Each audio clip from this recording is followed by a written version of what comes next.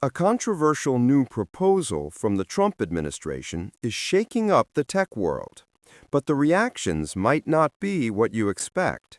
Some of the biggest names in Silicon Valley are actually in favor of a new hefty fee for a special kind of visa that brings foreign talent to the United States.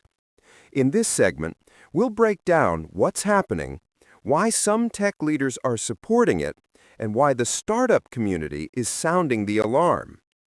First, let's talk about the H-1B visa. For decades, this has been a key tool for American companies. It allows them to hire foreign workers for jobs that require specialized knowledge in fields like technology, engineering, and medicine. Think of it as a temporary pass for some of the world's brightest minds to come and work in the U.S., often with the hope of one day staying permanently.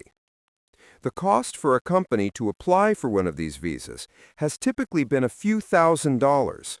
Now, the Trump administration has announced a dramatic change, a new one-time fee of $100,000 for every new H-1B application.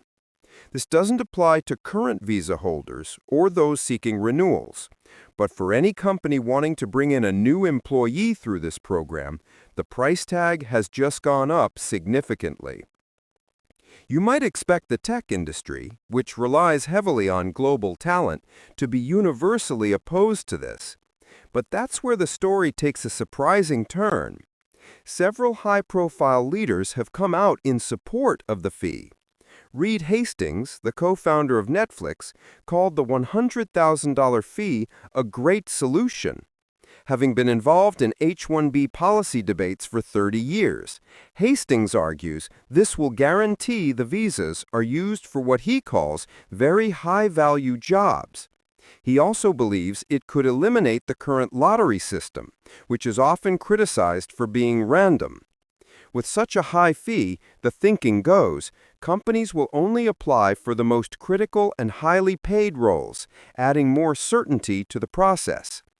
So if the leaders of some of the world's biggest tech companies are on board, what's the problem? Well, the view looks very different from the ground floor of the tech industry. For startups and early-stage companies, this new fee isn't a tool to attract the best. It's a barrier that could stop them from growing altogether. Venture capitalists and startup founders have voiced serious concerns, arguing the policy will disproportionately harm smaller companies. A tech giant like Netflix can likely absorb a $100,000 fee for a key hire, but for a startup, that same amount could be a huge portion of their early funding. Many of these small, innovative companies depend on their ability to recruit specialized engineers from around the world, especially when they can't find that talent locally.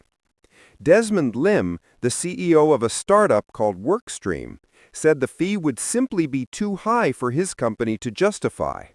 This sentiment is echoed across the startup ecosystem, where the announcement has reportedly caused uncertainty and panic.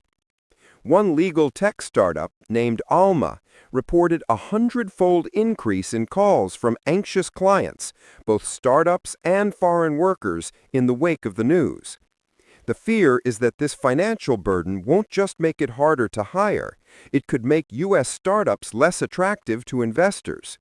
Why would a venture capitalist pour money into an American startup that faces a massive hiring tax when they could invest in a similar company in Canada, the UK, or Europe, where the barriers to hiring global talent are much lower? Research has shown a link between startups hiring H-1B workers and their ability to secure funding and achieve innovative breakthroughs. This new policy could put that dynamic at risk. This leads to the bigger question: what could this mean for the United States economy and its position as the world's tech leader? For years, America has benefited from a global brain drain, attracting top minds from other countries who come to innovate and build new companies. This policy could potentially reverse that trend. Skilled workers might choose to build their careers and their businesses elsewhere, leading to a brain drain away from the United States. The new landscape could become one where only the wealthiest, most established companies can afford to import top international talent.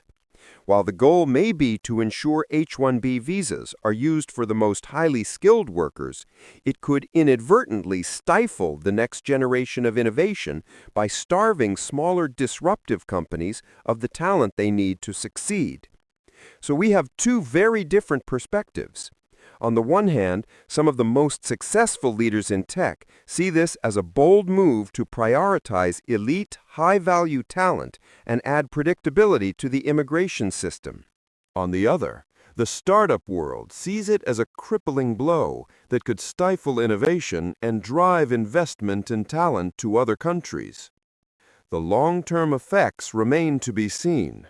But this new fee is set to fundamentally change the competition for the world's best and brightest minds.